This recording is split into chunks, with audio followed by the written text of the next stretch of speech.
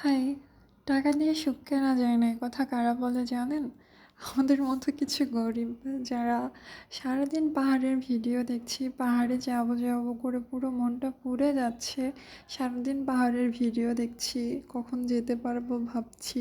আর দেখেন সেই পাহাড়ে ঘোরা বাদ দিয়ে এখন বসে, বসে সমুদ্রের ছবি আঁকছি। আর পাহাড়কে অনেক মিস করছি। আর অন্যদিকে যখন কাউকে কোনো উপদেশ দিতে যাব, তখন ঠিকই বলবো, আরে টাকা দিয়ে তো সুখ কেনা যায় না। কিন্তু সুখ তো আসলে টাকাতে।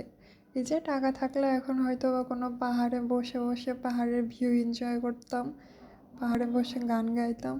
এই পাহাড়ের জন্য মনটা পুড়তো না এখন ঘরে বসে বসে। আর যদি কোনো মানুষ তার প্রিয় মানুষের সাথে নিয়ে পাহাড়ে বসে পাহাড়ের সুখ অনুভব করেছে, তার আর কখনোই মন চাইবে না ঘরে থাকতে। সবসময় মনটা ছটফট করবে পাহাড়ে যাওয়ার জন্য, পাহাড়েই সব কিছু ছেড়ে থেকে যাওয়ার জন্য।